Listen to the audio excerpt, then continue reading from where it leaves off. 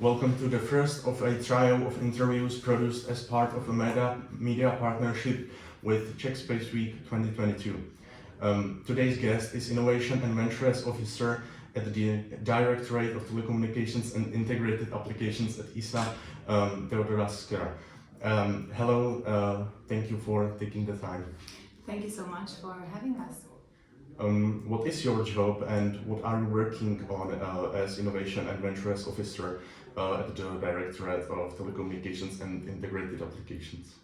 So as you rightly said, my role is that of an Innovation and Ventures Officer. My role is pretty much to raise awareness about the benefits of space for society in general, but more specifically to try to encourage companies from across Europe to participate in ISA's programs of telecommunications and integrated applications. Basically, our agency, which is supported by 22 member states, provides funding and support mechanisms designed to enable the European space industry to develop innovative products and services based on space assets. So therefore, my role is to scout the innovation possibilities and to scout the stakeholders that can participate in this innovation process. So the user communities, the companies that can develop those services, and all the other, let's say, agencies, governments, institutions, research bodies, and so on and so forth. Mm-hmm. In my opinion, a lot of people don't realize how important space and specifically telecommunication satellites are to our daily lives, with the fact we use them every day. But how telecommunication constellations are used and could be used in industries where this potential is not that visible. It's true, it's a bit paradoxical that SATCOM and connectivity in general are something that has become like a commodity. They're at the very fabric of our information society and our digital societies.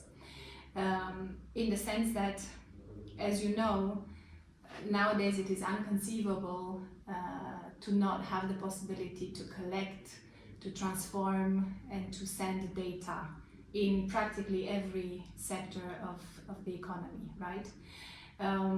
Satellite connectivity in particular and telecommunications are part of those technologies alongside terrestrial connectivity and so on, which enables this digital communication.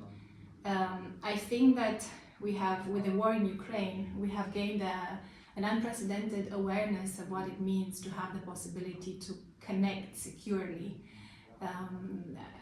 As you probably know, there were these satellite communication satellites which were under attack by what was said to be Russian forces at the beginning of the war. And that kind of attack really brought it to life that we have entire sectors of the economy which have the potential, the unfortunate potential to be paralyzed by an attack on connectivity systems. With satellites we have, and if we do have, let's say, sovereign access to connectivity, telecommunication satellites, we are better protected in a world where geopolitically we've realized that we're more vulnerable than maybe we thought. How telecom constellations are and could be used in automotive industry?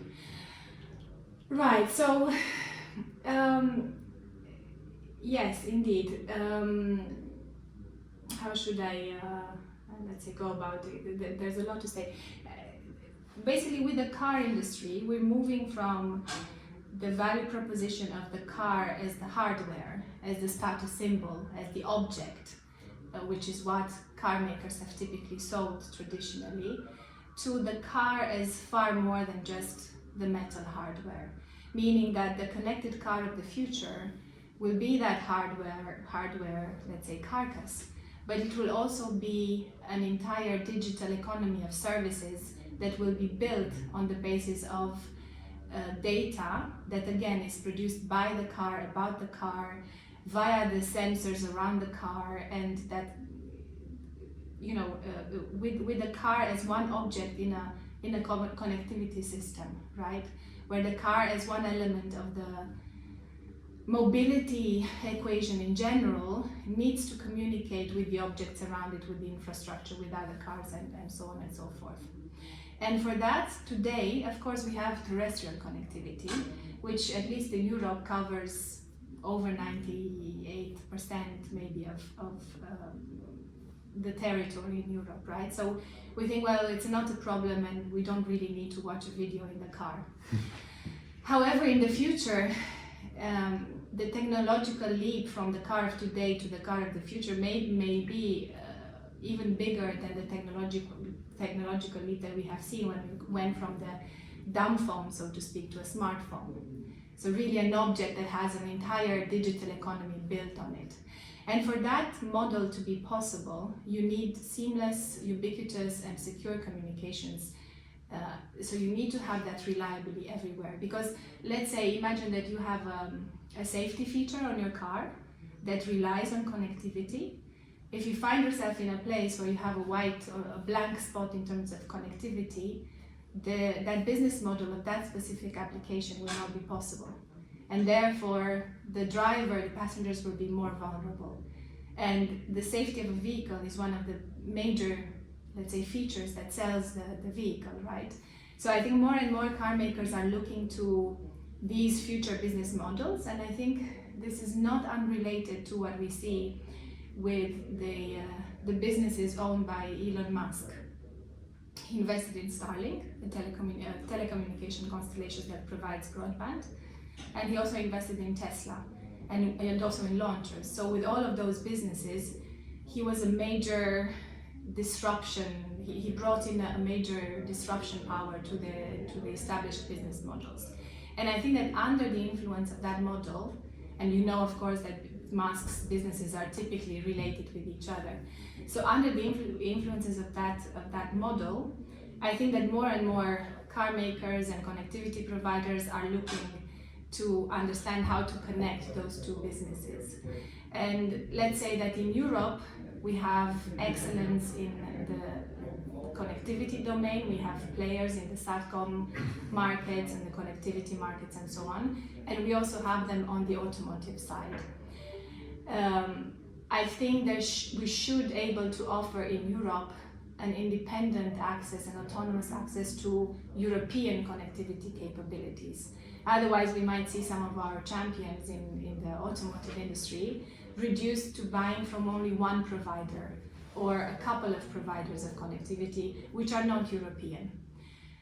The automotive is, of course, a global business, so this is not about having only a European solution, but at least European capabilities in this domain are important.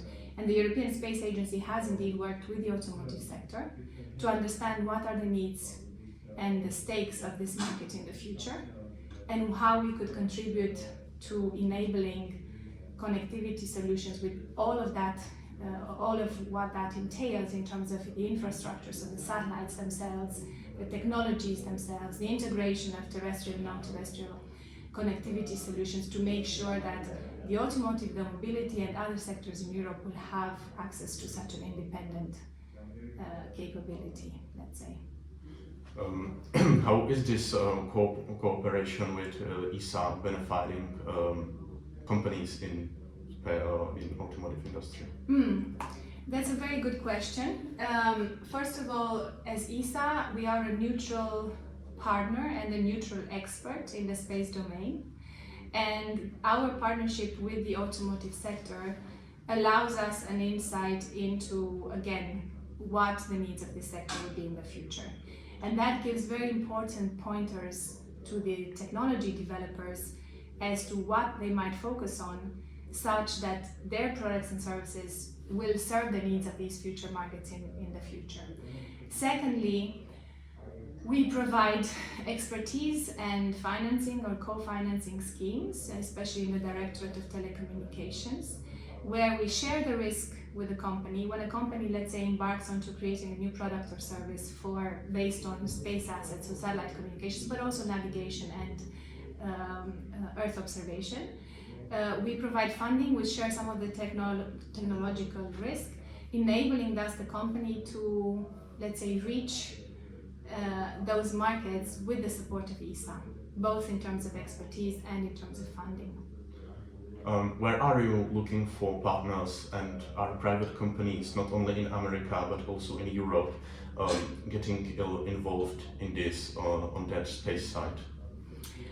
Well, each member state contributes to ESA's budgets with the understanding of the principle of geo-return, which is how we let's say, carry out our activities. The principle of geo-return means that the majority of the contribution of a country's contribution to the ESA budget will return to the country in the form of contracts with the local industry.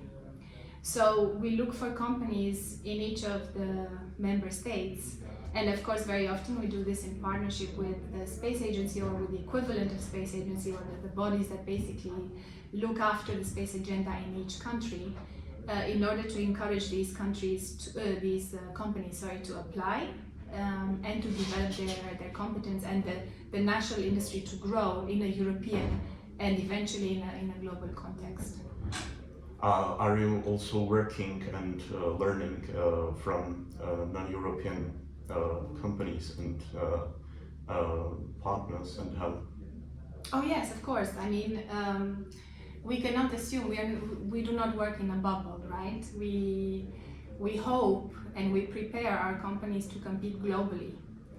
And when we say compete globally, this entails for our companies to have clients and partners beyond the confines of let's say, Europe as such. So there have been many projects, and we have various partnerships with international agencies, with international industries, and so on. So let's say, to take an example, we had a project in the telecommunications directorate that concerned a partnership with Intelsat. Intelsat is a US SATCOM operator, right? Nevertheless, the partnership with this company allowed European smaller companies to prepare and provide services for Intelsat as a US customer for let's say, companies in Europe that we supported in the framework of this partnership. Does this such a bet on telecommunications constellations carry any risks, and how is like sustainable and security development of this technology? Does it carry any risk? I think not having one carries a big risk, which is the risk of, again, us losing connectivity and seeing the entire economic sectors paralyzed, or entire industry paralyzed by the lack of connectivity. For me, that is the biggest risk. I also want to talk with this opportunity of a European Commission initiative that ESA is supporting, called the EU Secure Connectivity Initiative, which has concluded and has gone ahead now with the ESA ministerial towards the implementation of a European connectivity system, so a constellation or a system of constellations of satellites to have, let's say, a European independent capability. This will be called IRIS-2. ESA will have a role in the development of precursor technologies for that European initiative flagship program. So it will be a flagship program similar to what Copernicus and Galileo have been before.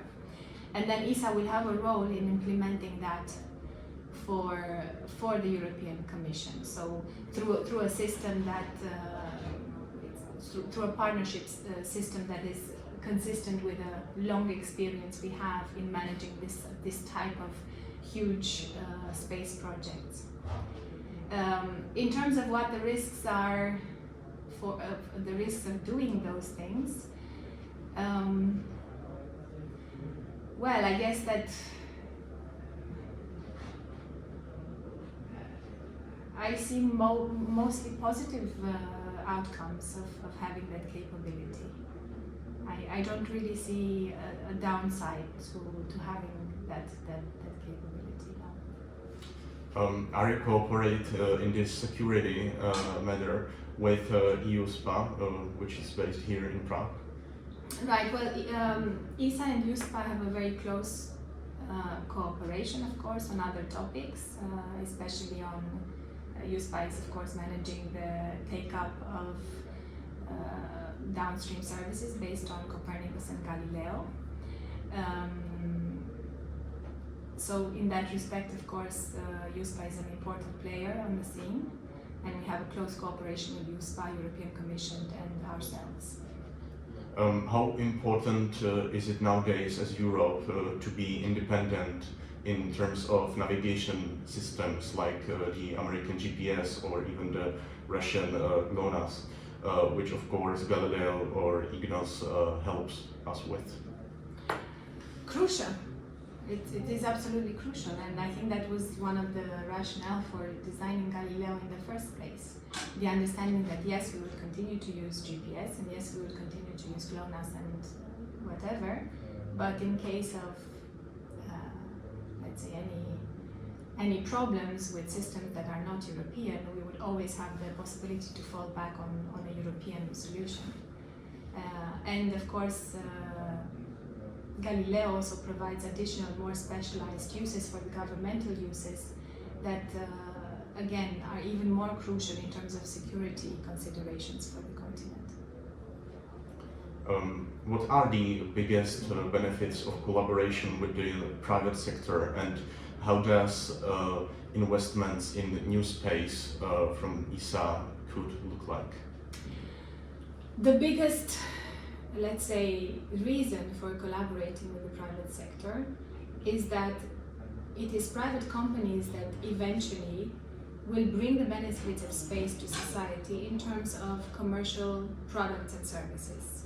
So the European Commission, the European Space Agency, we prepare technologies, we push the boundaries of what technology can do, but ultimately it is for the private sector to transform these technological capabilities in, as I said, products and services for the day-to-day,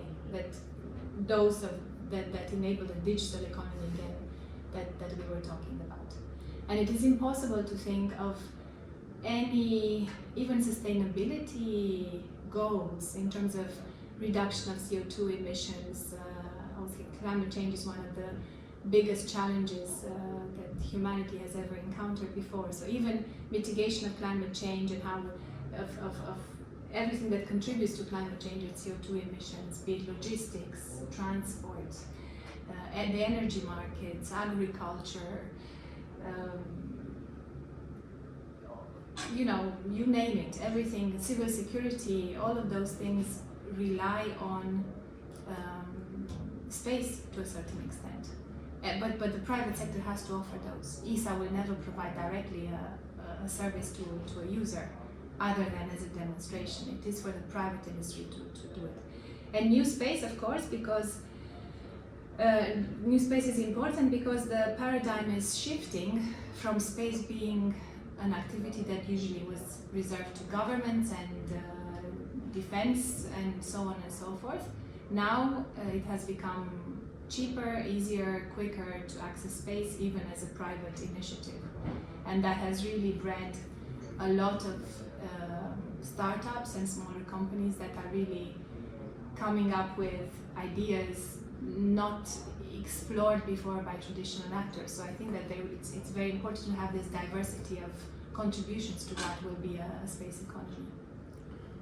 How to develop these systems like telecom constellations in orbit in a sustainable way, for example, in the matter of space debris? And what is your opinion on private sector initiatives in this regard? So space debris is not really my speciality. I know that of course it becomes a challenge because we launch more and more satellites and more constellations, and the renewal rates of all these spacecrafts are more intense. So space debris is really becoming something that threatens the orbits, which are a commons, right? It's a common good of humanity that we have to preserve. But paradoxically, even that let's say threat from the space debris can create business opportunities, because we see companies coming up with innovative solutions of mitigating space debris, either by removing it or by discarding it safely. So it's definitely a challenge, but I'm optimistic that the industry will come up with, I am optimistic and I hope indeed that they will come up with solutions for this challenge. Do you think that it's important to build and hold European leadership in telecom systems industry, and why? Oh yes, Europe has been always a champion when it comes to the Satcom industry. We had a massive global share in the global economy, and I think we should preserve that. And connectivity is absolutely essential for every aspect of our lives, for connecting, securing, and making our economy, but also our environment and our very lifestyle sustainable. And I think that if we are attached to European values, it should be important for all of us that the European space industry continues to prosper. I wonder, where do you see the future of European space program in terms of Satcom, and how should it look like? That's a very ambitious question. I'm not sure that I'm not sure anyone knows exactly what the future will look like. Let's say, as a maybe anecdotal, given the breadth of the question, what we see for the future is that it's really becoming crucial for space to be ever more integrated with non-space technologies. So for satellite connectivity to be integrated with terrestrial connectivities, with aerial connectivity solutions and so on, but also for data to be integrated with data from terrestrial sensors. And in general, for space to, it will be important. I think the efforts also for telecom will be to make it pervasive as part of the daily fabric of the digital economy. So space should not exist in a bubble. Space is not only about exploration of other planets and so on. It is part of what happens here every day on Earth. And I think the future will be this integration, ever-increased integration also in the next generation of internet broadband, in 5G, the future 6G, whatever it is. I hope that Satcom will have a place and in those solutions. Okay, that's it from me. Thank you for your time. Thank you. Have a good day.